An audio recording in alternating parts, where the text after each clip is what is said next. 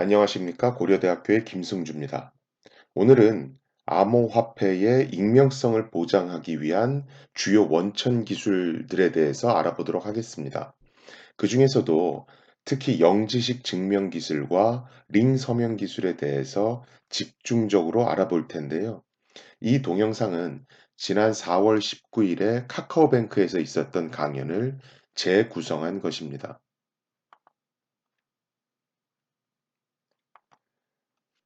우선 익명성의 정의에 대해서 설명을 드리겠고요. 그 다음에 영지식 증명 및 링 서명 방식, 그리고 기타 유사 개념들에 대해서 설명을 드리도록 하겠습니다.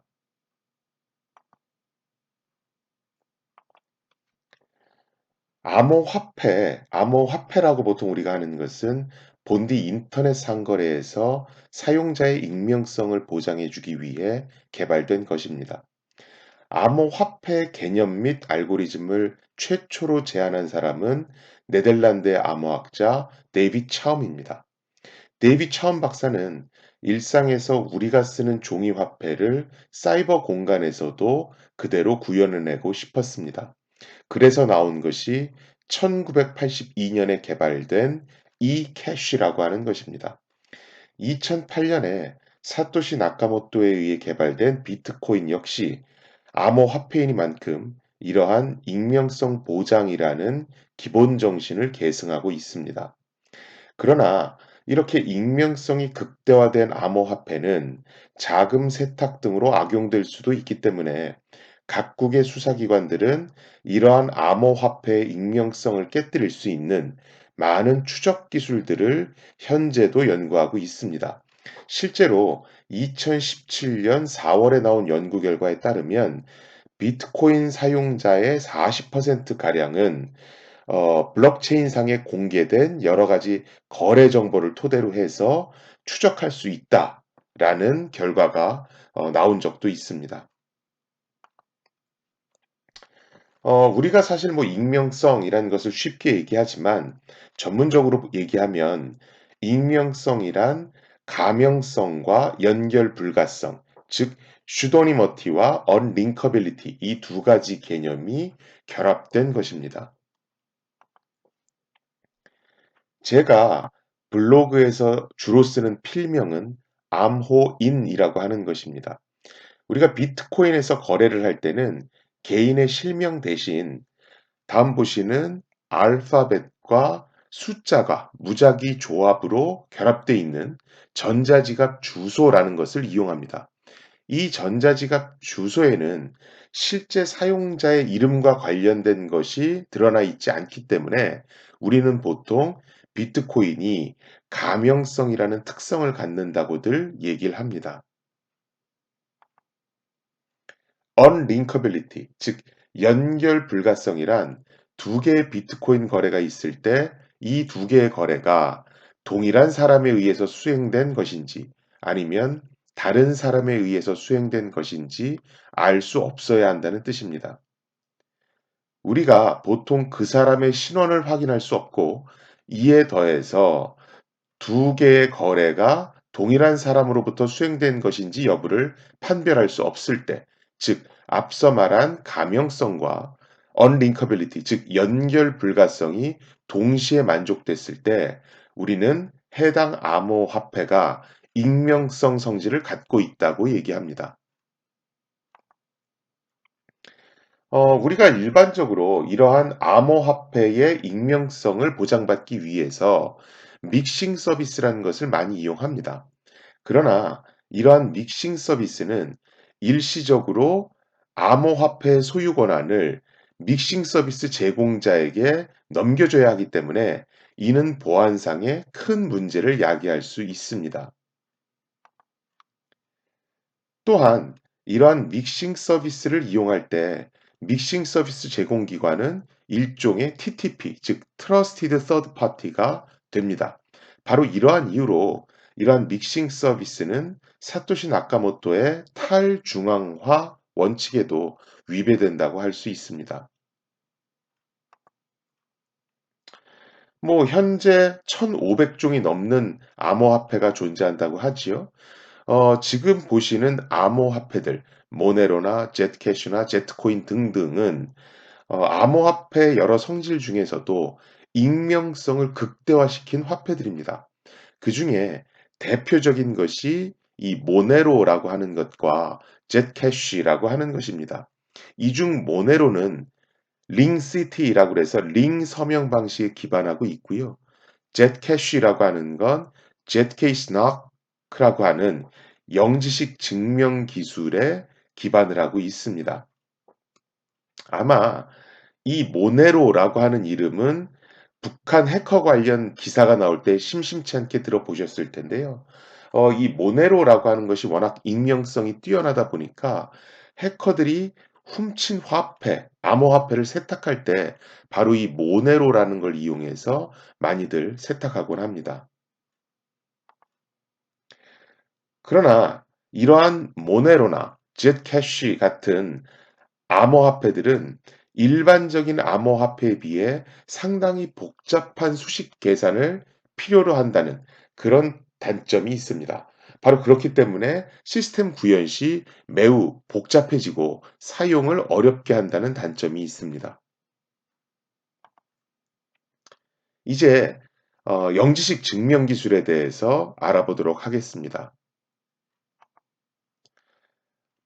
많이들 알고 계시듯이 공개키 암호라는 개념은 1976년도에 디피와 그 지도 교수인 헬만 이 두 사람에 의해서 제안되었습니다.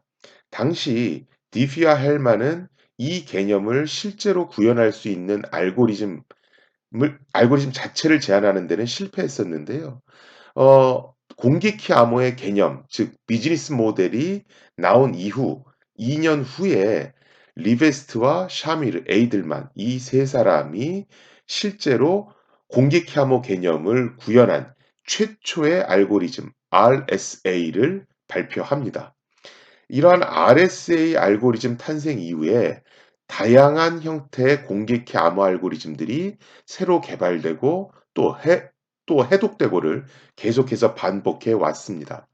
그러다가 1982년에 들어서서 당시 MIT에서 박사 과정을 밟고 있던 여성 암호학자 골드와서가 암호에 있어서 과연 안전하다는 의미는 무엇이고 이것을 수학적으로 어떻게 정의하고 증명할 수 있는지에 대해서 의문을 갖기 시작합니다. 그러던 중 1982년에 당시 MIT에서 박사 과정을 하고 있던 골드와서는 공개키 암호 알고리즘에 있어서 안전하다는 의미의 수학적 정의를 내리는데 성공합니다. 이후 이 여성 암호학자는 이 개념을 더 확대해서 전자 서명 그리고 사용자 인증 등 다양한 분야에 있어서 안전한다는 것의 의미를 연구하고 또 이것들에 대해서 수학적 정의를 내리는 데 성공합니다. 지금 보시는 것이 컴퓨터 분야에서 노벨상이라고 불리는 튜링상이라고 하는 것입니다. 골드와서와 그의 동료인 미칼리 박사는 암호학에 있어서 안전성의 정의를 내리고 또 그것을 증명하는 방법론 개발에 기여한 공로로 2012년에 이 튜링상을 수상하는 데 성공합니다. 지금 보시는 것이 최초로 암호 알고리즘, 공개키 암호 알고리즘의 안전성의 정의와 그것을 증명하는 방법론을 제시한 논문입니다. 1982년에 스톡이라고 하는 굉장히 유명한 컨퍼런스에서 발표가 됐고요. 여기서 우리가 주목해야 할 것은 제목에 있는 partial information, 즉 부분 정보라고 하는 용어입니다. 제가 여러분께 질문을 하나 드리겠습니다. 만약에 문재인 대통령이 5월 1일 16시에 미국으로 출국한다라는 메시지가 있다고 하겠습니다. 당연히 이 메시지는 대통령의 동선과 관련된 정보이니만큼 이 메시지는 암호화돼서 경원들이나 관계자들에게 통보가 되어야 할 겁니다. 그런데 만일 이 암호문이 해독돼서 전체 문장을 100% 복원해냈다면 이것은 해독에 성공한 것일까요? 아닐까요?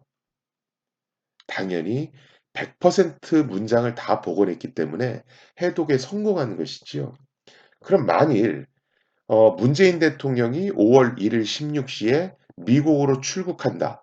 이러한 메시지 전체를 복원해내진 못했습니다만 메시지 중에 일부, 즉 대통령, 1일, 16시, 미국 이 네 개의 단어만이 해독됐다라고 가정해 보겠습니다. 그럼 이것은 해독된 걸로 봐야 될까요? 아니면 해독되지 않은 것으로 봐야 될까요? 해독된 것으로 봐야 할 겁니다. 왜냐하면 100% 메시지 전체를 해독하진 못했지만 중요 핵심 단어들은 다 노출됐으니 말입니다. 우리가 이 예제에서 알 수 있듯이 실제 암호 알고리즘이 해독됐다는 의미는 중요한 내용이 노출됐다는 것을 의미합니다. 그런데 이러한 중요하다라는 것은 정성적인 단어이기 때문에 수학적으로 정의를 내리기가 쉽지가 않습니다. 그래서 골드와서 박사는 암호문이 안전하다, 즉 해독되지 않는다는 의미는 그 암호문으로부터 한 비트의 정보도 노출되지 말아야 함을 의미한다라고 정의 내립니다. 이때 이 한 비트의 정보를 부분 정보, 즉 partial information이라고 얘기를 합니다. 즉 암호문으로부터 한 비트의 부분 정보도 노출되지 말아야 한다라는 것은 암호문으로부터 그 어떠한 정보도 노출되지 말아야 한다라는 것을 의미하고요. 바로 이것이 암호가 안전하다라는 것을 의미하는 어떤 수학적인 정의가 되겠습니다. 자, 그러면 실제로 이 부분 정보, partial information이란 개념을 이용해서 수학적으로 이것을 어떻게 모델링하는지, 즉 정의하는지 설명해 보도록 하겠습니다. 전문적인 용어로는 이것을 semantic security라고도 얘기를 합니다. 1949년에 지금 화면에서 보이는 이분입니다. 정보 이론의 아버지라고 불리는 클라우드 E 샤논 박사는 논문을 하나 발표합니다. 여기 우측에서 보시는 Communication Theory of Secrecy System이라고 하는 논문이고요. 이 논문에서 샤논 박사는 무한한 계산 능력을 가진 공격자라 할지라도 암호문으로부터 어떠한 정보도 얻을 수 없는 상태, 그 상태를 perfect secrecy 한 상태라고 정의를 합니다. 그러면서 어떻게 하면 이러한 perfect secrecy 한 암호 알고리즘을 만들 수 있는지에 대해서도 설명을 합니다. 그러나 일반적으로 공개키 암호 알고리즘에서는 이러한 샤논의 퍼펙트 시크러시한 상태에 도달하는 것이 어렵습니다. 왜냐하면 공개키 암호 알고리즘에서는 공개키라는 것이 누구에게나 공개되어 있지요. 그러다 보니까 무한한 계산 능력을 가진 공격자는 이 누구에게나 공개된 공개키로부터 손쉽게 개인 키를 계산해낼 수가 있습니다. 그래서 골드와서는 이 퍼펙트 시크릿이란 개념을 변형해서 시멘틱 시큐리티라는 개념을 새로이 정의합니다. 이 시멘틱 시큐리티라는 것은 보시면 아시겠지만 퍼펙트 시크릿과 대부분 동일합니다. 그런데 차이점이 있죠. 뭐냐면 퍼펙트 시크릿의 경우에는 공격자가 무한한 계산 능력, 인피니트한 계산 능력을 가졌다라고 전제합니다. 그런데 시멘틱 시큐리티에서는 공격자가 polynomially bounded computational resource, 즉 계산 능력이 유한하다고 전제를 합니다. 즉 유한한 계산 능력을 가진 공격자가 암호문으로부터 어떠한 부분 정보도 유추할 수 없는 상태, 그 상태를 바로 semantic security라고 정의 내립니다. 자, 그러면 이 semantic security의 개념은 얼추 개념이 오셨을 겁니다. 그러면 이러한 어떤 semantic security라는 개념을 수학적으로 어떻게 정의할 수 있을까요? 이를 위해서 골드와서 박사는 구별 불가성, 즉 indistinguishability라는 개념을 이용합니다. 아마 인공지능에 좀 관심이 있으신 분들은 튜링 테스트라는 용어를 많이 들어보셨을 겁니다. 자, 어떤 C라는 사람이 이 가림막 밖에서 안쪽으로 질문을 던집니다. 가림막 안쪽에는 인공지능을 탑재한 컴퓨터도 있고요. 또 실제 사람도 있습니다. 밖에 있는 C가 가림막 안쪽으로 질문을 던졌을 때요. 어떤 경우에는 컴퓨터가 또 어떤 경우에는 사람이 그 질문에 답을 합니다. 만약에 질문자 C가 현재 답을 하고 있는 사람이 컴퓨터인지 아니면 사람인지 구별하지 못한다라면, 즉 indistinguishable 하다면 그때 우리는 이 컴퓨터 A가 사람 B의 지능을 가졌다라고 말을 합니다. 이것이 그 유명한 튜링 테스트입니다. 골드와서는 바로 이 튜링 테스트의 indistinguishability, 즉 구별 불가성의 개념을 차용해서 semantic security에 대한 수학적 정의를 내렸습니다.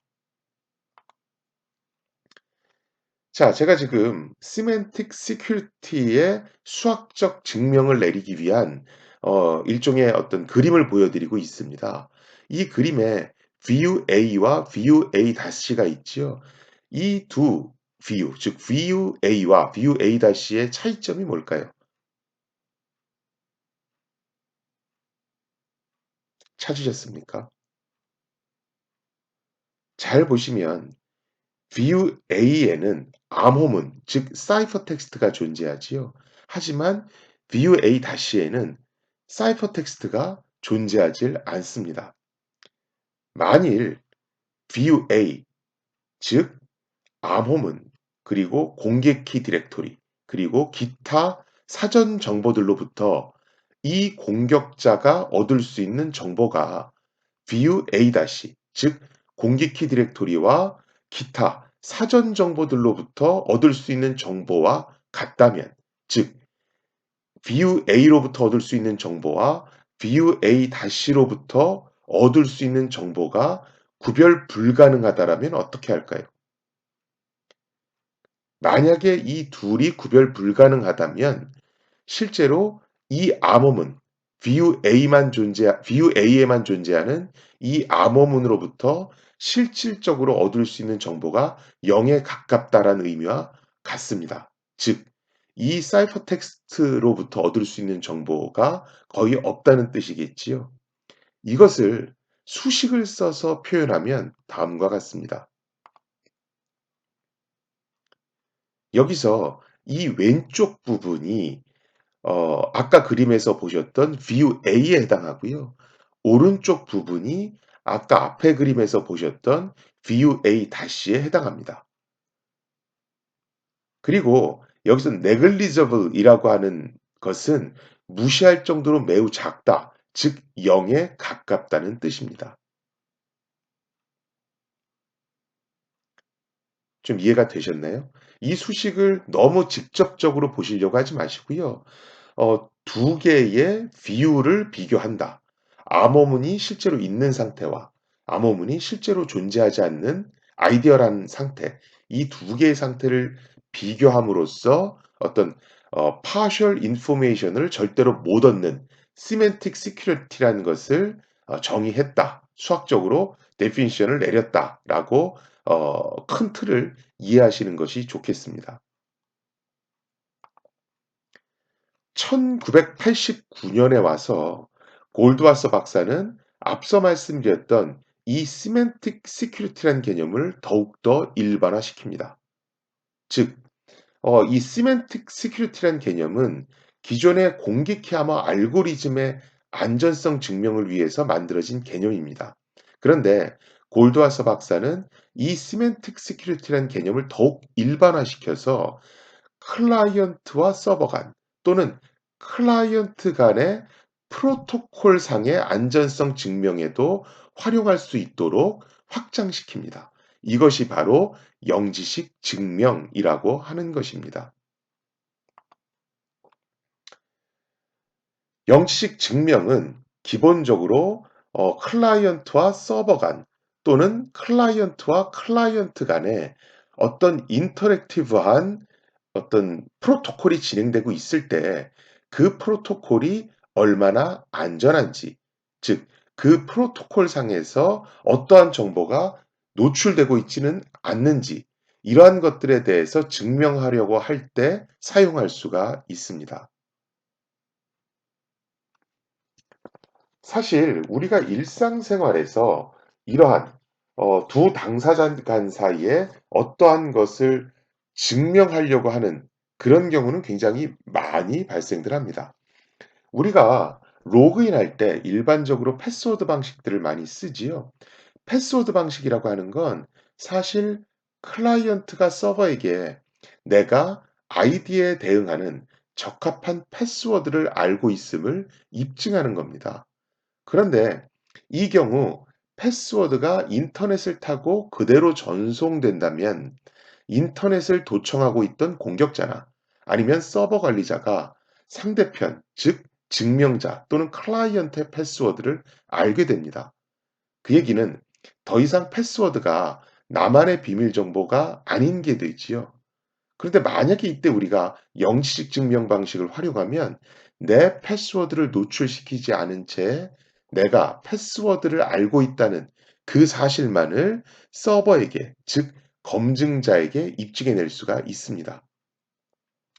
또는 만일 우리가 A 지점에서 B 지점까지 가는 최단 경로를 알고 있다는 사실을 실제 그 최단 경로를 노출시키지 않은 채에서 증명할 수도 있고요. 또는 수도쿠 퍼즐 게임의 답을 알고 있다는 것을 수도쿠 퍼즐의 답은 가르쳐 주지 않은 채 증명할 수도 있습니다. 이렇듯이 영지식 증명 기법은 내가 무언가를 입증하려고 하는 모든 곳에 활용될 수가 있고요. 실제로 이 영지식 기법을 활용하면 그 증명 과정에 있어서 그 어떠한 부분 정보, 즉 그 어떠한 partial information도 노출시키지 않을 수가 있습니다. 일단 영시식 증명에 대해서 본격적으로 설명하기 전에 우선 앙상블, 즉 확률 변수의 집합이라는 개념에 대해서 간략히 알아보고 넘어가도록 하겠습니다. 지금 여러분들이 보시는 위의 그림과 아랫 그림에는 가위바위보 게임이 두 개의 컴퓨터에서 실행되고 있습니다. 위의 게임에서는 어 컴퓨터는 가위를 냈고요. 사람은 주먹을 냈습니다. 그래서 사람이 이겼다는 결과가 나왔지요.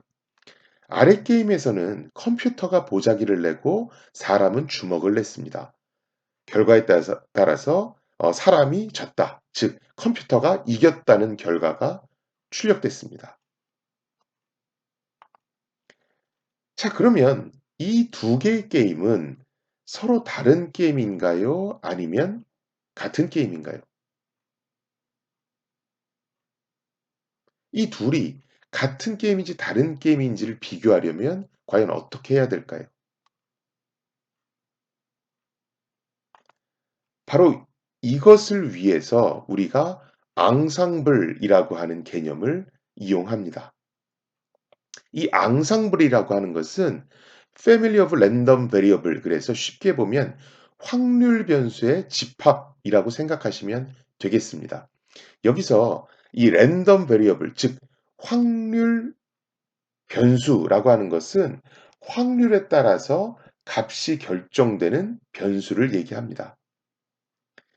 여기서 확률 변수는 총 3개가 있을 수 있습니다. 예를 들어서 확률 변수 x는 컴퓨터가 낸 값을 저장하는 변수입니다. 3개 중에 하나가 되겠지요. 그다음에 확률 변수 y는 사람이 낸 값을 저장하는 변수입니다. 가위바위보 이 역시 3개 중에 하나가 될 거고요. 또 Z라고 하는 확률 변수는 사람이 이겼는지 또는 사람이 졌는지를 표시하는 변수 중에 하나가 될 겁니다. 그래서 우리가 이 확률 변수 x, y, 그리고 z를 앙상블이라고 얘기하는 겁니다. 자, 우리가 두 게임이 같은지 다른지를 비교할 때는 이 앙상블이 서로 같은지 다른지를 비교하면 됩니다. 다음 그림에서 보시는 바와 같이 위의 그림에서 사람이 가위나 바위나 보자기 중 하나를 낼 확률, 즉 확률 변수 x의 확률 분포는 각각 경우에 따라서 3분의 1이 될 것입니다. x는 이제 컴퓨터가 내는 확률 변수가 되겠지요. 그리고 사람이 내는 확률 변수 y는 가위바위보 중에 하나니까 역시 3분의 1이 될 겁니다. 그리고 사람이 어, 또 주먹을 내고 컴퓨터가 가위를 냈을 때 사람이 이겼을 확률은 1이 될 겁니다. 똑같이 아래에서 보시듯이 컴퓨터가 어떤 보자기를 낼 확률 변수 x-의 확률 분포는 3분의 1이 될 것이고요. 사람이 바위를 낼 확률 y-는 뭐 확률 분포에 따르면 3분의 1이 될 겁니다. 사람이 주먹을 내고 컴퓨터가 보자기를 냈을 때 사람이 질 확률은 1이 됩니다. 자, 위에서 구성된 확률 변수 x, y, z의 집합, 즉 이 앙상블의 확률 분포와 아래 그림, 즉 x-, y-, z-의 확률 분포, 즉 이 앙상블의 확률 분포 두 개가 동일하지요. 그러면 우리는 이 두 게임이 동일하다라고 얘기하는 것입니다. 만약에 이 확률 분포가 다르면 두 게임은 다른 게임이 됩니다.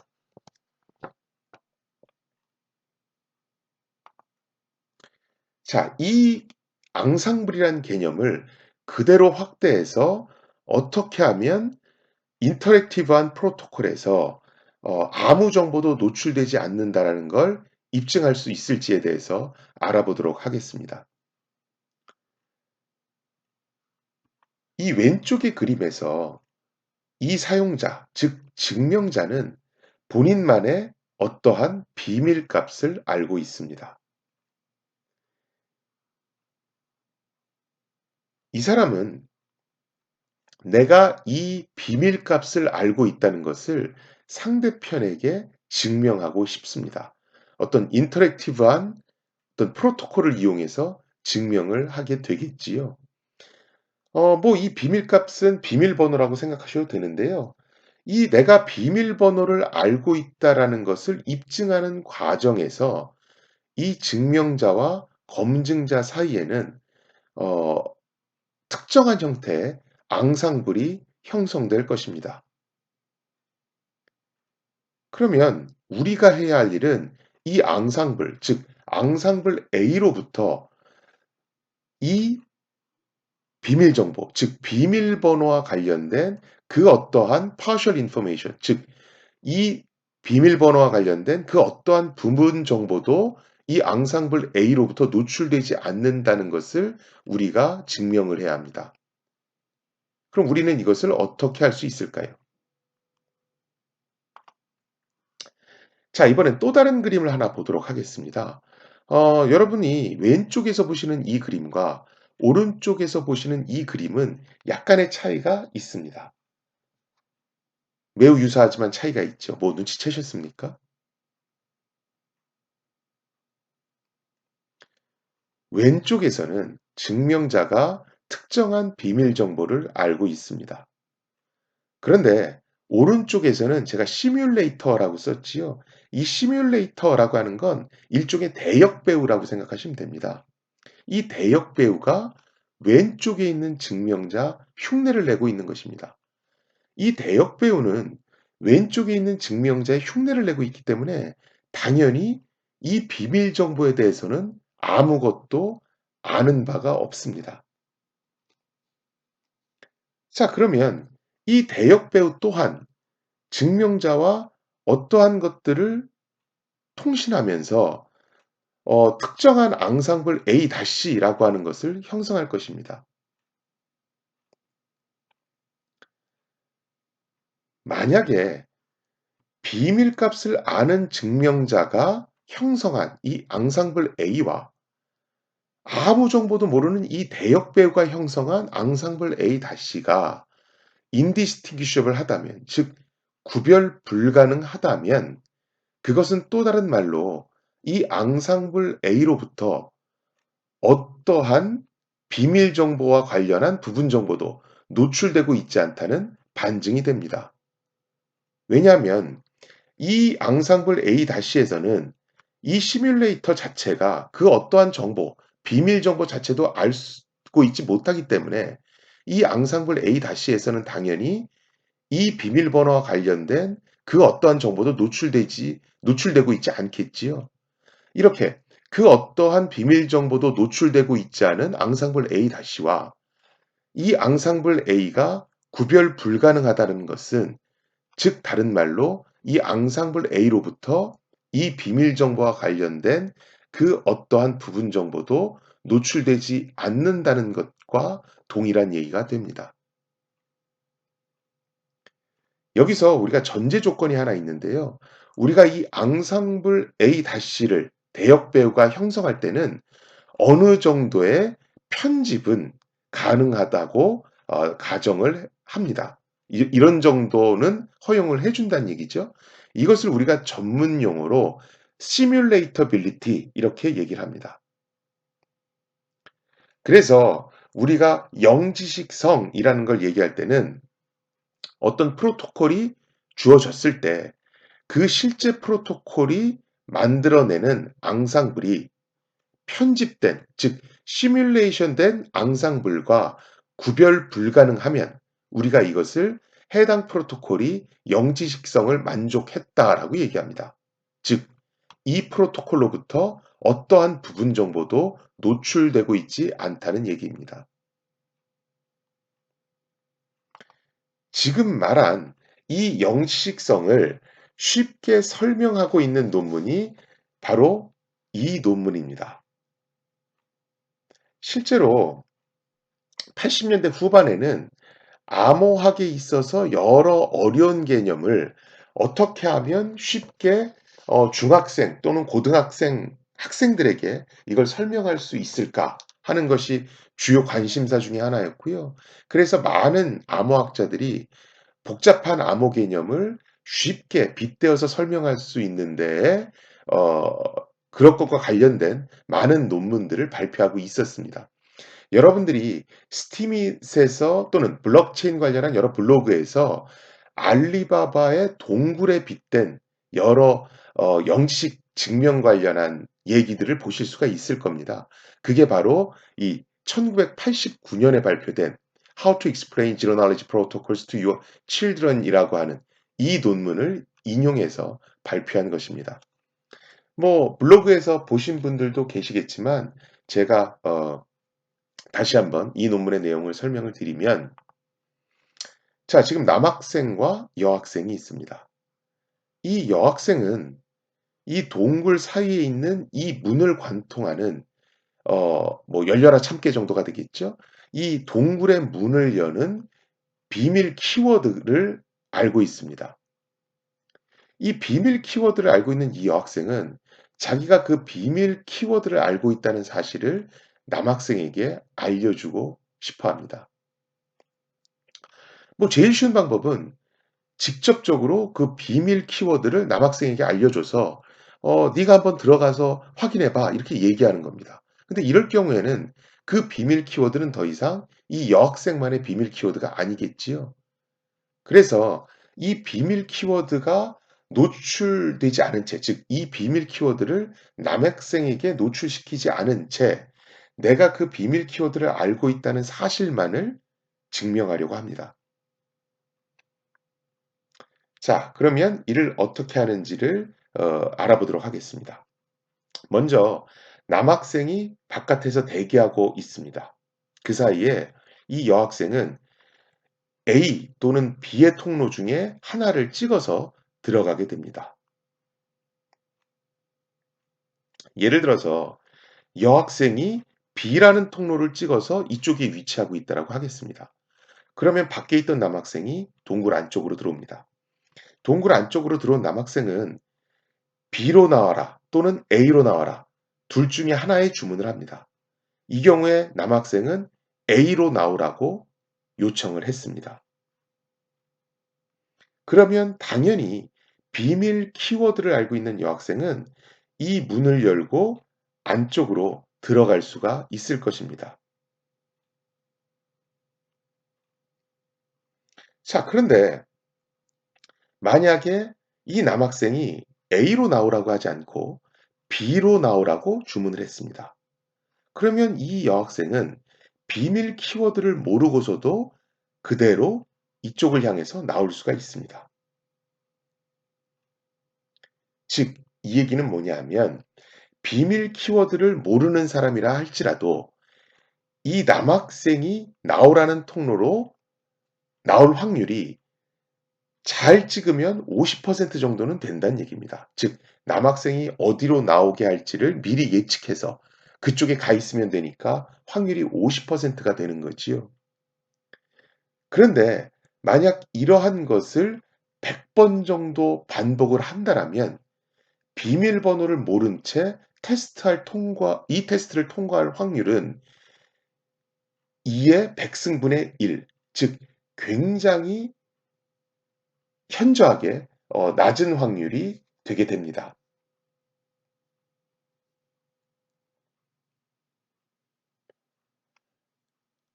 자, 그러면 지금 우리가 했던 이런 방식, 즉 남학생은 밖에 대기하고 있고 이 여학생이 A 또는 B 지점으로 들어가서 남학생이 나오라는 방향으로 나감으로써 어 2분의 1의 확률로 본인이 어떤 이 동굴을 통과하는 비밀번호를 알고 있다는 걸 입증하는 방식.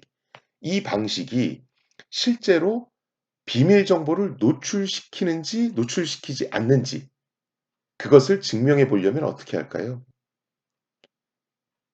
아까 제가 영지식 증명을 할 때는 두 개의 앙상블이 동일하다는 것을 입증하면 된다고 했습니다.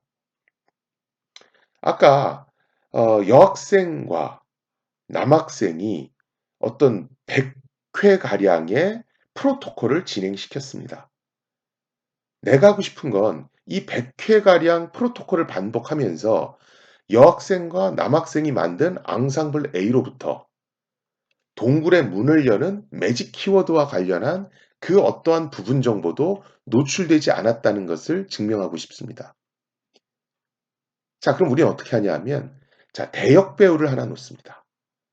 이 대역 배우는, 어, 남학생이 어디로 나오게 할지를 사전에 예측을 해서 그 통로로 미리 가서 대기를 합니다.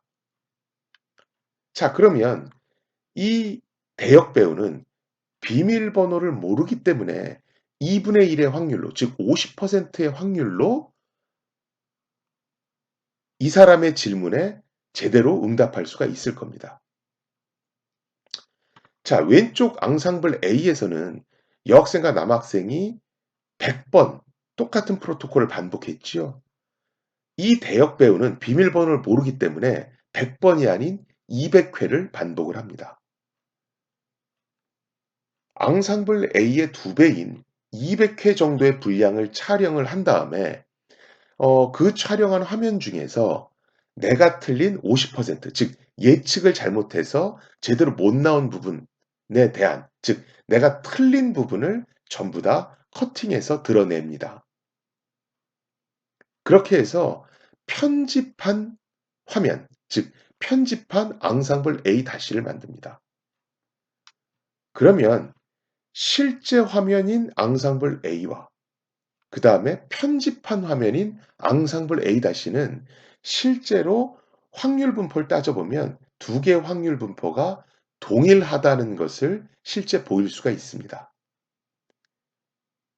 그 의미는 뭐냐 하면 아까 알리바바 동굴 프로토콜을 이용하면 여학생이 자기가 알고 있는 비밀 정보를 남학생에게 노출시키지 않고 실제로 내가 그걸 알고 있다는 사실을 입증할 수 있다는 영지식성이 만족된다는 증명이 되겠습니다.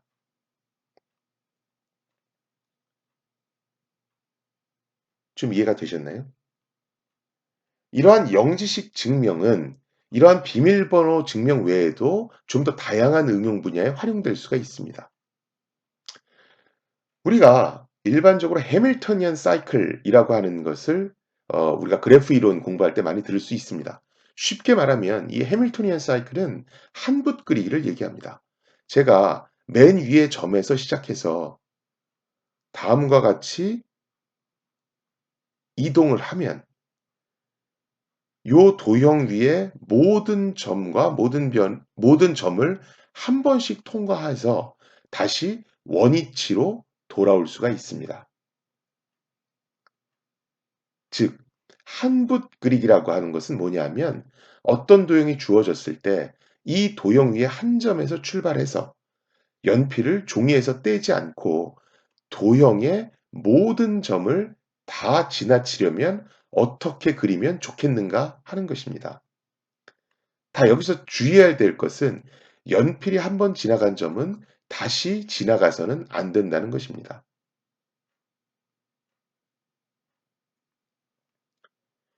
영지식 증명을 이용하면 내가 이 한 붓 그리게 하는 방법을 알고 있다. 즉, 이 한 붓 그리게 하는 방법에 대한 구체적인 솔루션을 가르쳐 주지 않고 내가 그것을 알고 있다는 사실만을 증명하는 것이 가능합니다. 우리가 이를 위해서 보통 그래프 아이소모피즘, 즉 그래프 동형이라는 개념을 이용합니다. 여러분들이 보시기에 이 그래프 G와 그래프 H는 달라 보일 겁니다. 하지만 이 그래프 G와 그래프 H는 동형 그래프, 즉 이 두 그래프는 달라 보이지만 그 근본적인 구조는 동일한 그래프입니다. 실제로 여기 보시면 f라고 하는 함수가 있고 그 f라는 함수에 a부터 j까지 넣으면 그것이 숫자로 바뀌는 일종의 함수를 보실 수가 있습니다. 왼쪽 그래프 G에 요 f라는 함수를 그대로 적용하면 오른쪽 그래프 h를 만들어낼 수가 있습니다. 이럴 때 우리는 이 두 개의 그래프가 동형 관계에 있다. 즉, 본질적인 성질은 변하지 않았다라고 얘기합니다. 이 본질적인 성질이 변하지 않았다는 건 뭐냐면 지금 보시면 A와 G 사이에는 선이 하나 있습니다. 그쵸? 경로가 존재하지요.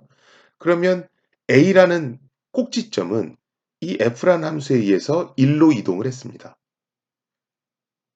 그리고 이 G라는 꼭지점은 F라는 함수에 의해서 5로 이동을 했지요. 그러면 A와 G 사이에 선분이 존재하는데 1과 5 사이, 즉 옮겨간 꼭지점 사이에서도 이런 선분이 존재합니다. 그래서 우리는 그래프 G와 그래프 H가 본질적인 성질은 변하지 않았다. 즉, 두 개의 그래프는 동연 관계에 있다라고 얘기를 합니다. 그런데 이런 꼭지점의 개수가 많이 늘어나면 늘어날수록 주어진 두 그래프가 동형인지 아닌지를 따지는 데 걸리는 시간은 기하급수적으로 증가하게 됩니다. 그래서 우리가 두 그래프가 동형인지 아닌지를 따지는 문제는 컴퓨터상에서도 아주 어려운 문제, 즉 대표적인 NP 문제 중에 하나라고 얘기합니다.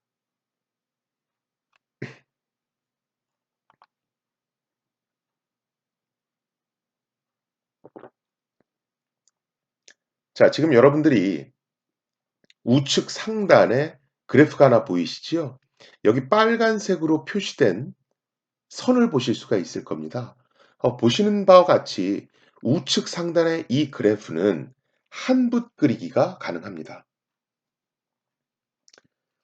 자, 그러면 실제 이 빨간색 경로를 가르쳐 주지 않은 채 상대편에게 내가 이 한 붓 그리기 경로를 안다는 것을 어떻게 하면 증명할 수 있을까요? 영지식 증명을 얘기하는 거지요. 먼저 이 우측 상단에 보시는 그래프 G와 동형인 그래프 G-를 만듭니다.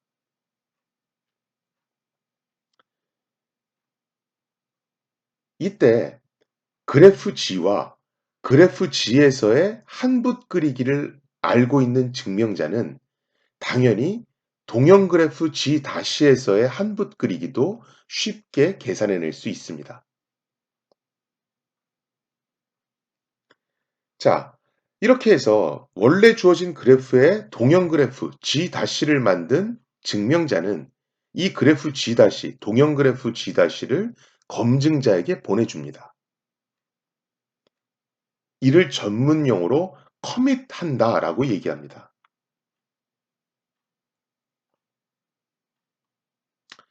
자, 이 동형 그래프 G-를 수신한 검증자는 랜덤하게 0과 1 중에서 하나를 선택해서 그것을 증명자에게 다시 보내줍니다. 여기서는 빗 C가 그 값이 될 겁니다. 0 또는 1이 되겠죠. 이때 우리가 이 빗 C를 전문 용어로 챌린지 값 또는 챌린지 값을 보낸다라고 얘기합니다. 챌린지 값이 0이 왔는가 아니면 챌린지 값이 1이 왔느냐에 따라서 증명자의 답변은 좀 달라집니다. 만약에 챌린지 값이 0이라면 증명자는 검증자에게 파이라고 하는 함수를 공개합니다. 이걸 공개함으로 해서 증명자는 검증자에게 내가 앞에서 커밋한 동형 그래프 G-가 G의 올바른 동형 그래프인지를 입증합니다. 이 파이 함수가 공개가 되면 검증자는 그래프 G의 각 꼭지점에 파이 함수를 적용해 보면 되겠죠. 그래서 함수 G의 성질이 G-에서도 그대로 유지되는지를 확인해 보면 됩니다. 만약에 검증자가 증명자에게 보낸 챌린지 값이 1이라면 이때는 어, G와 G- 사이에 매핑 함수인 파이를 공개하는 것이 아니고요. G-에서의 한붓 그리기 값. 여기 보시면 G-에서의 한붓 그리기 값을 보실 수가 있지요. 요 경로 값을 공개해 줍니다. 그러면 검증자는 변형된 그래프 G-에서 이 한붓 그리기가 실제로 가능한지를 확인해 보면 됩니다. 즉, 검증자가 챌린지 값을 어떤 걸 보냈느냐에 따라서 검증자는 두 가지 중에 하나를 확인할 수가 있습니다. 즉, 그래프 G와 그래프 G-가 동형 관계에 있는 그래프인가? 아니면 어, 증명자가 보내준 한붓 그리기가 그래프 G-의 즉 변형된 그래프 G-의 한붓 그리기가 맞는가? 어, 검증자는 C는 0 또는 C는 1 중에서 하나만 질문할 수 있기 때문에 즉 요 변형함수 파이와 한붓 그리기 값 두 개를 동시에 얻을 수는 없기 때문에 증명자가 알고 있는 원형 그래프 상에서 즉 그래프 G상에서의 한붓 그리기 값은 검증자에게 노출되지 않게 됩니다.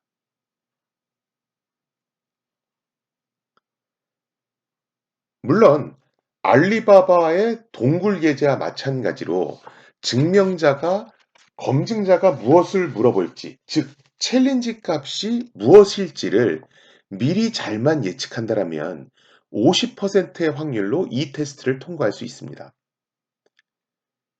그런데 앞서 예제와 마찬가지로 이를 100회 정도 반복한다라면 이 확률은 기하급수적으로 낮아지게 됩니다.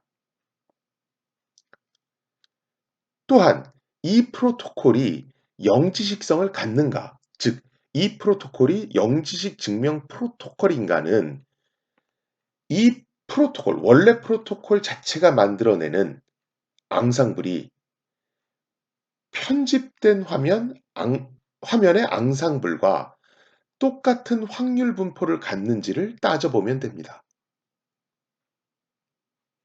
앞서 말씀드린 알리바바의 동굴 예제를 이용해서 이 해밀토니안 사이클 증명 방식의 영지식성은 어, 청취자분들께서 한번 스스로 증명해 보시기 바랍니다.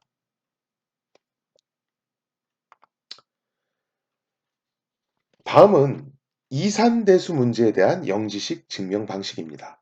증명자는 T는 G의 S승, 모드 P를 만족하는, 이 모드 P라고 하는 것은 P로 나눈 나머지를 뜻합니다. 자, 증명자는 이 수식을 만족하는 비밀 정보 S를 알고 있습니다.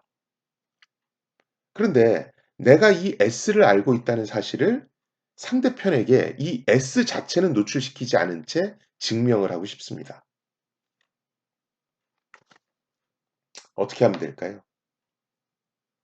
실제로 지금 보이시는 이 프로토콜을 이용하면 내가 S를 안다는 사실을 상대방에게 증명할 수가 있습니다.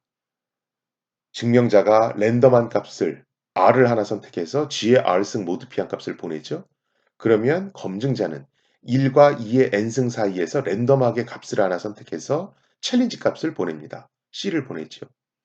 그럼 증명자는 y는 R 플러스 SC를 만족하는 값을 계산해서 검증자에게 보내게 됩니다. 그럼 검증자는 어, G의 여기서 G는 공개된 값입니다. G의 Y승 곱하기 T의 마이너스 C승 값을 한 것이 이 첫 번째 단계에서 주어진 X와 같은지를 비교하게 됩니다. 이 수식은 여러분들이 따져보시면 될 것 같고요. 자, 그러면 과연 이 이산대수 문제를 증명하는 이 프로토콜이 S와 관련한 어떠한 부분 정보도 노출시키지 않는가? 이것을 어떻게 증명할 것인가? 바로 다음과 같이 하면 됩니다. 위에서 보이시는 게 실제 앞에서 보신 프로토콜이고요. 밑에서 보시는 것이 어, 비밀값 S를 모르는 대역 배우가 수행한 프로토콜입니다. 대역 배우는 실제로 비밀 정보에 대해서 알지 못하기 때문에 알리바바 동굴 케이스와 마찬가지로 상대편의 챌린지 값이, 즉 이 C 값이 뭘지를 사전에 예측합니다. 이렇게 해서 프로토콜을 구성한 다음에 실제로 자기가 틀리게 예측한 부분은 전부 다 편집해서 삭제합니다.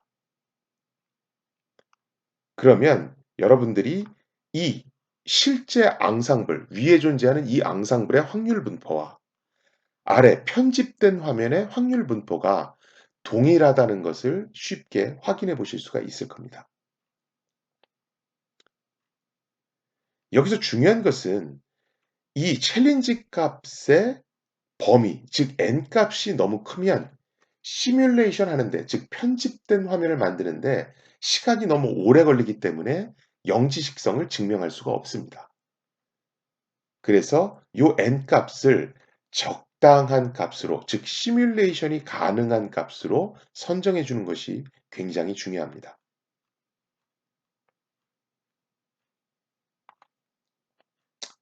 지금 보시는 바와 같이 두 개의 확률 분포가 동일하다는 것을 여러분들도 아마 쉽게 계산해 보실 수가 있을 겁니다.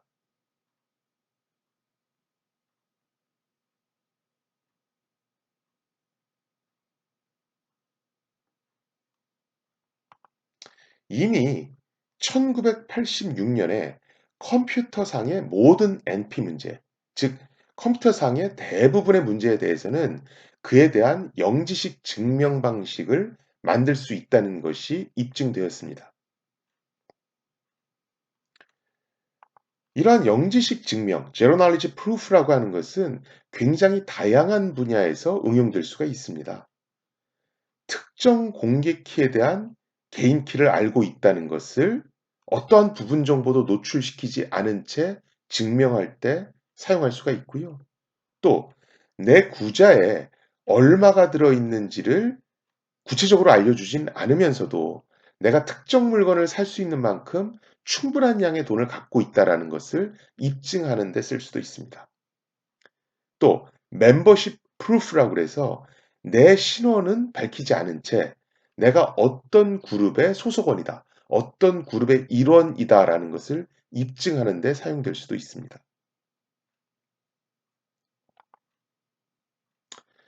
그런데 이렇게 다양한 응용 분야를 갖는 영지식 증명 기법의 최대 약점은 통신량과 계산량이 너무도 많다는 것입니다. 한마디로 너무 복잡하다는 거죠. 그래서 실제로 구현해서 사용하기에는 쉽지가 않다는 것이고요.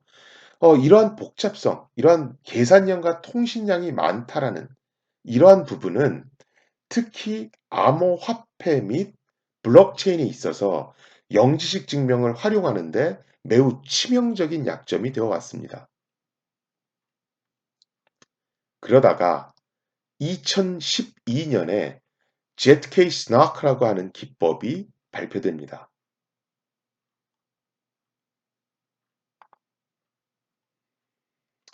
우리가 일반적으로 비트코인을 쓸 때는 송신자 및 수신자의 전자지갑 주소를 비롯해서 실제로 뭐 입력 금액, 출력 금액 등 생각보다 많은 정보가 블록체인상에 노출이 됩니다. 그러다 보니까 우리가 당초 암호화폐를 사용하려고 했던 목적인 익명성이 제대로 달성되지 못하는 경우들이 꽤 존재합니다. 그런데 Zcash라고 하는 것은 ZK-SNARK이라고 하는 영지식 기법을 이용해서 실제로 중요한 사용자와 관련한 그 어떠한 정보도 노출시키지 않은 채 거래를 할 수 있도록 해 놓았습니다. 그런데 아주 완벽한 것은 아니고요. 초기 단계에서 초기 셋업 과정에서 어떤 신뢰 기반이 필요하다. 초기 셋업 과정 중에서 신뢰 기반을 필요로 한다라는 그런 약점은 있습니다. 물론 이러한 문제점을 해결한 ZK 스타크라고 하는 기법이 있긴 합니다. 하지만 ZK 스타크에서는 ZK 스나크에 비해서 복잡성이 좀 증가한다라는, 즉 계산량이 증가하고 통신량이 많아진다라는 그런 약점이 존재합니다. 우리가 ZK 스낙에서 Z하고 K는 Zero Knowledge, 즉 영지식성을 의미합니다. S라고 하는 건 이것이 굉장히 효율적이다라고 하는 뜻이고요. N이라고 하는 건 Non-Interactive, 즉 뭐 증명자와 수신자 사이에 인터랙티브가 아니고 그냥 어떤 특별한 어떤 인터랙티브한 대화 없이 일방향성으로 간결하게 무언가를 입증할 수 있다는 겁니다. 쉽게 얘기하면 그냥 제트게이스나학은 기존의 영지식 기법에 대해서 매우 효율적으로 입증할 수 있는 어떤 사실을 입증할 수 있는 그런 프로토콜이라고 생각하시면 되겠습니다. 제트케이스나학이 실제로 논문을 보시면 사실 그렇게 쉽지는 않습니다. 그래서 뭐 영지식 증명에 대한 기본 개념들을 지금 보신 분들이 ZK 스나크에 대한 세부적인 것까지 이해하시려고 그러면 너무 복잡하고요. 사실은 ZK 스나크와 관련된 프로그램들이 워낙 잘 돼 있기 때문에 그냥 어 암호화폐 블록체인에서 영지식이 어떻게 쓰이는지를 좀 알고 싶다라는 정도의 어떤 청취자분들께서는 ZK 스나크이라는 것이 어떠한 과정들을 통해서 동작하는지 정도만 이해하시면 될 거라고 보여집니다. 아까 제가 컴퓨터상의 모든 문제질, 모든 NP 문제는 영시식 증명 방식을 가질 수 있다라는 게 입증됐다라고 말씀을 드렸지요. 근데 그건 입증이 된 거고 구체적으로 그럼 그런 것들을 어떻게 만들어 가느냐 이런 것들이 아주 구체적으로 나온 바는 없습니다. 그냥 대략적인 방법론만 사실 도출됐었는데요. ZK 스낙이라고 하는 것은 실제로 이미 어떤 프로그램 코드가 주어졌을 때 그 프로그램 코드를 어떻게 하면 효율적인 영지식 방식으로 영지식 증명 방식으로 변환시킬 것이냐 하는 내용이 담겨져 있습니다. 자, 우리가 일반적으로 보는 코드는 다음과 같지요. fx라는 함수가 있는데 x라는 값이 입력으로 들어오면 그 x의 삼승을 한 다음에 그 x의 삼승한 y 값과 인풋 값 x에 거기다 5를 다 더해서 출력을 하는 것이지요. 이게 일반적인 프로그램 코드입니다. 자, 그럼 이 프로그램 코드에서 입력값 3이 주어졌을 때 이것을 어떻게 변형해서 영지식 증명 프로토콜로 변형시킬 수 있는지를 알아보도록 하겠습니다. 다음과 같은 앞에서 보신 프로그램 코드 자체는 다음과 같은 알지브레이크 서킷으로 변환시킬 수가 있습니다. 우리가 보통 중앙 처리 장치, 즉 CPU는 우리가 보통 리스크 프로세서라고도 많이 얘기합니다. 이 리스크 프로세서라고 하는 것은 CPU 안의 명령어를 최소로 줄여서 단순하게 만든 어떤 그런 프로세서지요. 그래서 우리는 이 리스크 프로세서의 특성상 이 프로그램 코드를 다음과 같이 좀 더 단순한 코드로 변형시킬 수가 있습니다. 즉 앞의 명령어들 x의 3승 그다음에 x 더하기 y 더하기 5 이런 값들을 다음과 같이 단순한 코드로 쪼개서 풀어서 쓸 수 있다는 얘기죠. x의 3승은 x 곱하기 x를 해서 sim1이라는 변수에 입력한 다음에 sim1에 다시 x를 곱하면 그게 x의 3승한 값과 동일한 것이 되겠지요. 그리고 y 더하기 x를 해서 sim2에 넣은 다음에 그 sim2에 5를 더하면 그것은 곧 y 더하기 x 더하기 5한 값과 같게 됩니다. 그래서 우리가 리스크 프로세서라는 것 자체가 어 명령어를 최소로 줄여서 단순하게 만든 프로세서이기 때문에 우리가 그에 맞춰서 어떠한 프로그램 코드가 주어지더라도 우리는 그것을 이렇게 쪼개서 단순하게 표현할 수가 있습니다. 이러한 형태를 이렇게 쪼개져서 단순하게 표현된 형태를 전문 용어로 algebraic circuit이라고 얘기를 합니다. 이렇게 algebraic circuit이 주어지면 그것을 우리는 다음의 수식을 만족하는 벡터 v, w, y, c로 나타낼 수가 있습니다.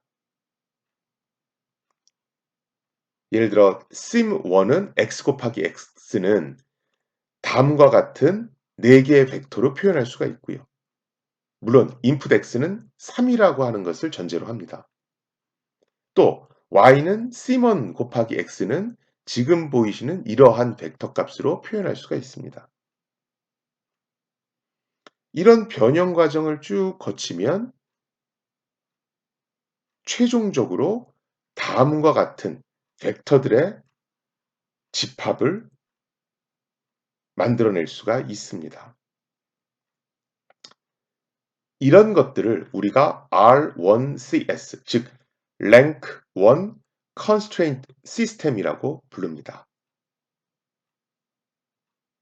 즉 어떤 코드가 주어지면 그것을 우리가 잘게 쪼개서 좀 더 단순한 명령어들의 집합으로 바꿀 수가 있고요. 그것은 또다시 어떤 벡터들의 곱, 즉 Rank 1 Constraint System으로 변형시킬 수가 있습니다.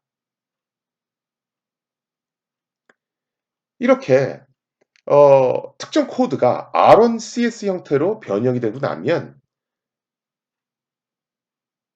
우리는 이 최종 R1CS에 라그랑제 보관법이라는 걸 적용해서 앞에 보시는 각각의 벡터들을 하나의 다항식으로 합칠 수가 있습니다.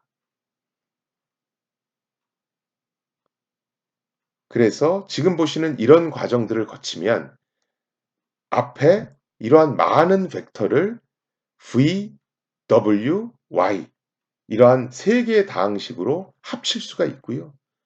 이 세 개의 다항식은 또다시 하나의 다항식 tx로 합칠 수가 있습니다.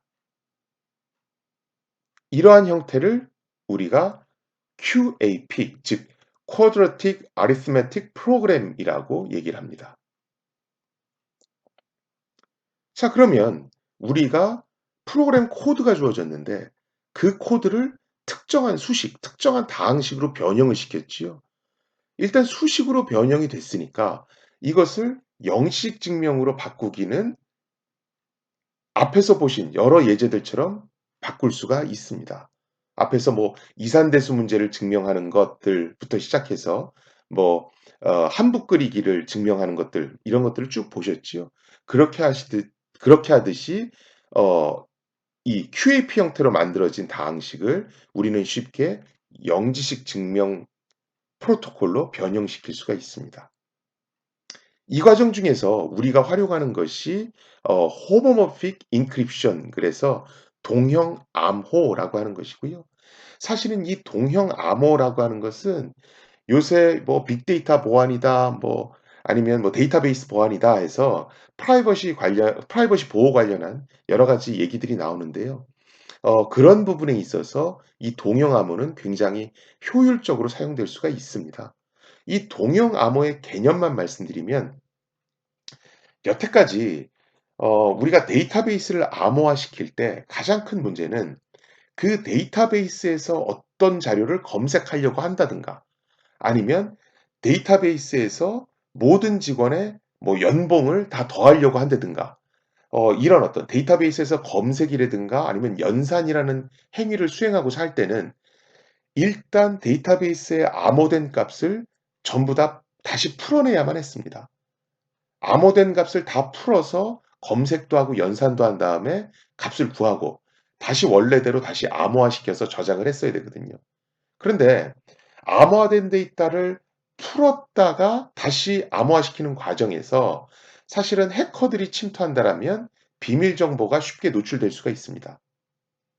이 동형 암호, 즉 homomorphic encryption이라고 하는 것은 암호를 풀지 않은 상태에서 여러 사칙 연산이 가능하도록 해주는 그런 성질을 갖고 있습니다. 여기서 보시면 1 더하기 2란 값을 구하고 싶습니다. 근데 데이터베이스에서 1이란 값은 33으로 암호화되어 있고요. 2란 값은 54로 암호화되어 있습니다. 원래 우리가 일반적으로 할 때는 33을 풀어서 다시 2를 구하고 54를 풀어서 2를 구한 다음에 이게 답이 3이구나 이렇게 계산을 해야 됩니다. 그런데 33을 1로 푸는 과정에서 해커가 침투하면 이 원본 값이 노출될 위험이 있지요. 우리가 동형 암호를 이용하면 33과 54를 풀지 않고 이 둘을 그대로 더합니다. 그럼 87이라는 값이 나오지요. 그럼 87을 다시 복원하면 원래대로 3이 나옵니다. 이 얘기는 뭐냐 하면 우리가 33과 54 각각을 풀지 않고도 이 원본 값을 계산한 사칙 연산한 값을 구해낼 수 있다는 말과 같은 얘기가 됩니다. 이런 것들을 우리가 동형 암호라고 합니다. 즉 우리가 프로그램 코드가 주어졌을 때 그것을 단순한 명령어들의 집합으로 바꾸고 그것을 벡터 값으로 변형시킨 다음에 그것들을 하나로 합쳐서 하나의 다항식으로 만듭니다. 그 다항식을 동형 암호 기법을 이용하면 우리가 손쉽게 영지식 증명, 간단한 영지식 증명 기법으로 구성해낼 수가 있습니다. 좀 복잡했나요? 어, 실제로 우리가 이 zk-snark라는 걸 이용하면 어떤 프로그램 코드가 주어졌을 때 내가 그 프로그램 코드의 입력 값은 구체적으로 노출시키지 않고 이 프로그램 코드 fx가 정확히 수행됐다라는 것을 영지식 기법을 통해서 증명할 수가 있습니다. 이걸 들으는 여러분들께서는 세세한 수식보다는 전체적인 과정, 전체적인 흐름을 이해하려고 하시는 게 좋을 듯합니다.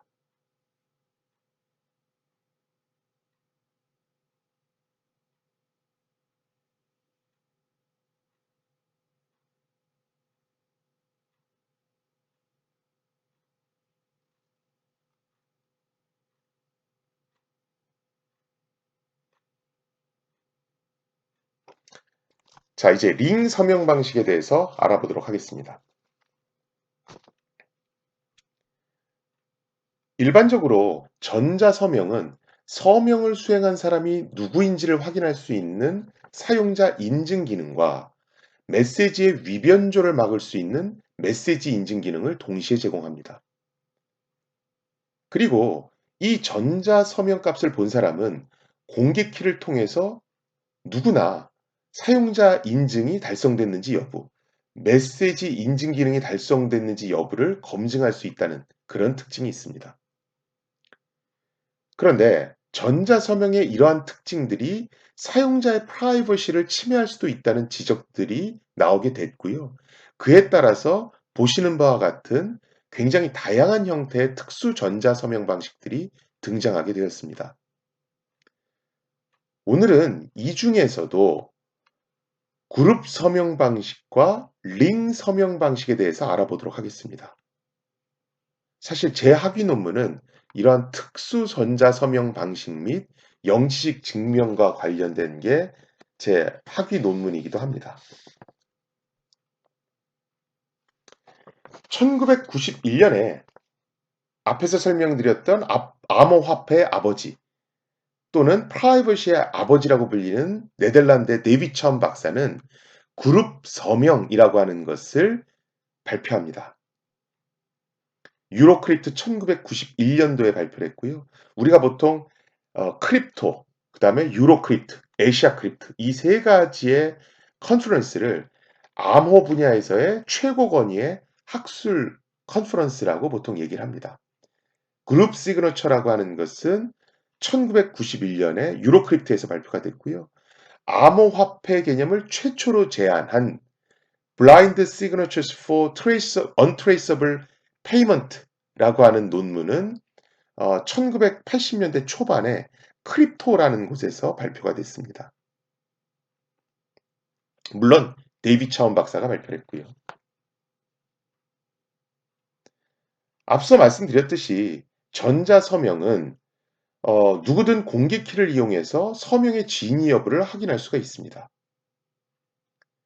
그런데 이러한 것이, 그러니까 누구든 서명의 진위 여부를 확인할 수 있다는 사실이 경우에 따라서는 나의 신원을 과도하게 노출시키는 경우도 있습니다. 예를 들면 아파트 또는 회사 건물에 출입할 때 내가 해당 아파트의 주민 또는 해당 회사의 직원이라는 것만을 입증하면 되지.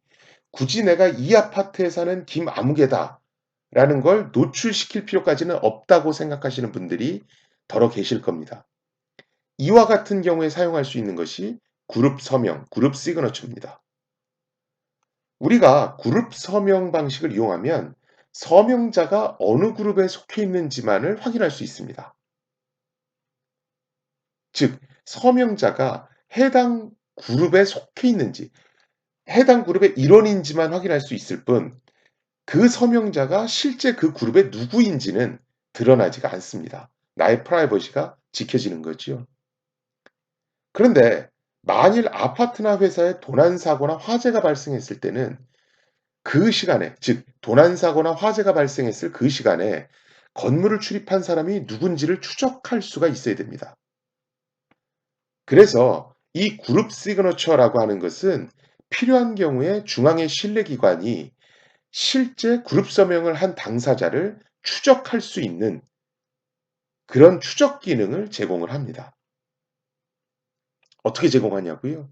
제가 아까 영지식 증명을 이용하면 내 신원을 밝히지 않은 채 그룹의 일원이라는 걸 입증할 수 있는 멤버십 프루프가 가능하다라고 말씀을 드렸지요. 그룹 서명에서는 바로 이러한 멤버십 프루프, 영지식 증명 기법을 이용해서 내 신원을 드러내지 않은 채 소속원이라는 것만을 증명할 수도 있고요. 경우에 따라서는 그것을 취소시킬 수도 있습니다. 즉 추정할 수 있다는 얘기지요. 링 서명 방식이라고 하는 것은 2001년도에 아시아 크립토에서 발표가 됩니다. 이 링 서명 방식이라고 하는 것은 모네로라고 하는 암호화폐에서 사용되는 기술이고요. 앞에 Zcash라고 한 아니 저 앞에 보신 Zk-SNARK라고 하는 영지식 기법은 Zcash라고 하는 것에서 보통 활용이 됩니다. 근데 이 링 서명 방식이라고 하는 것은 모네로라고 하는 암호화폐에서 사용된다고 보시면 됩니다. 이 2001년도에 개발된 링 서명 방식은 기본적으로 그룹 서명을 개량한 특수전자 서명 방식입니다. 그룹 서명의 경우에는 필요시 서명자를 추적할 수 있는 기능이 있습니다. 그런데 링 서명 방식에서는 이러한 기능이 없습니다. 즉, 익명성을 취소하는 기능이 없습니다. 이렇게 함으로써 링 서명 방식은 그룹 서명 방식에 비해서 시스템 복잡도를 줄일 수가 있고요.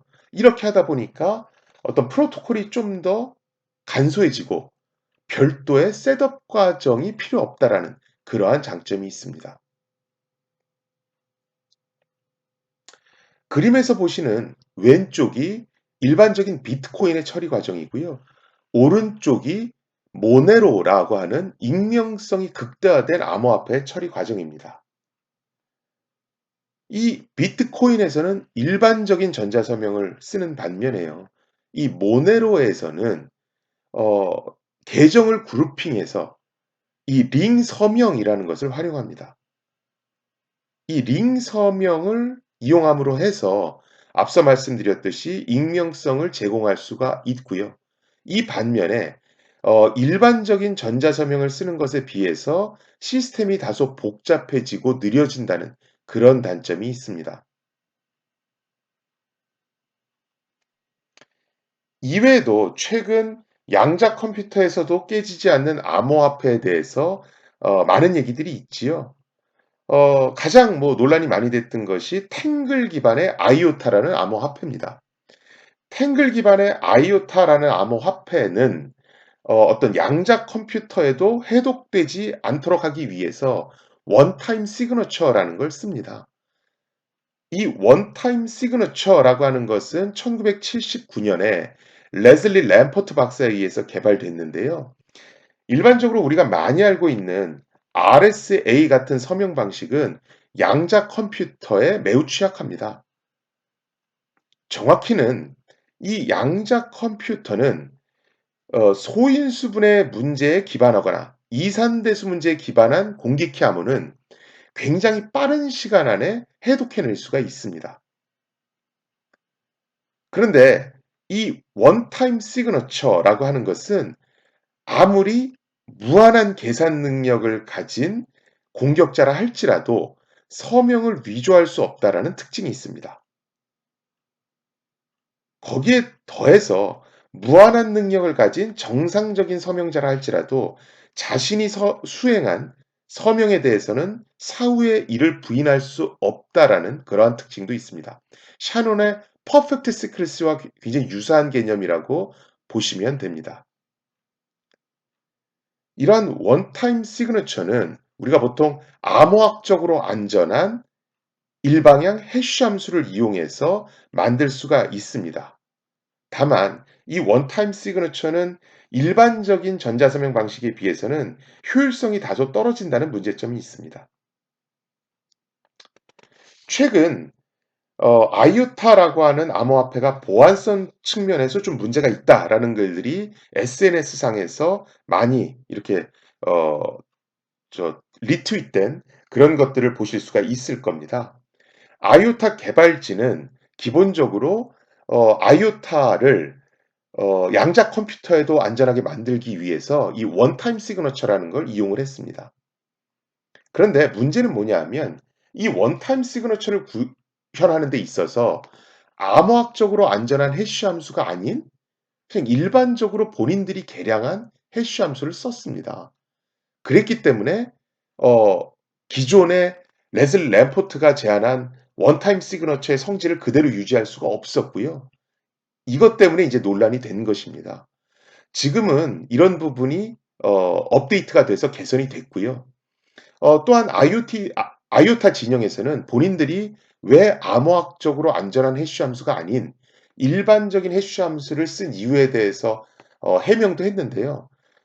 솔직히 저같이 인제 암호를 연구하는 사람들 입장에서 보면 그 해명이 좀 황당하긴 합니다. 원타임 시그너처 외에 이와 유사한 것으로 1997 년에 발표된 fail stop signature라는 것도 있습니다.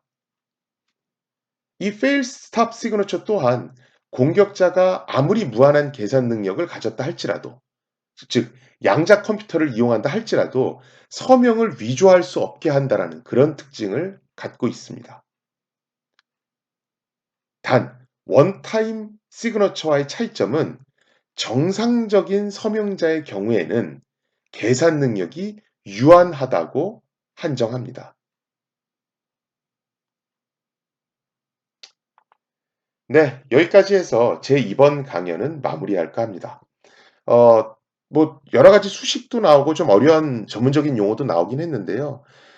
전체적인 암호학상에서 말하는 안전성 패러다임의 어떤 변천 과정에 있어서 영지식 증명이라든가 그룹 서명, 링 서명들도 나왔다라고 이해하시면 될 것 같고요. 세부적인 수식보다는 전체적인 흐름을 이해하시려고 노력하시는 게 훨씬 도움이 될 듯합니다. 그리고 이런 어떤 영지식 증명 기법이나 링 서명, 그룹 서명 외에 암호화폐나 블록체인과 관련해서 개론적인 내용은 지금 보시는 어떤 웹사이트들에 가 보시면 어떤 슬라이드 쉐어나 유튜브 또는 제 블로그를 통해서 이미 공개돼 있습니다. 이러한 자료들을 참조하시면 영지식성 외에도 암호화폐나 블록체인의 개론적인 내용을 접근하시는데 조금은 도움이 되시지 않을까 싶습니다. 예, 들어주셔서 감사합니다. 김승주였습니다.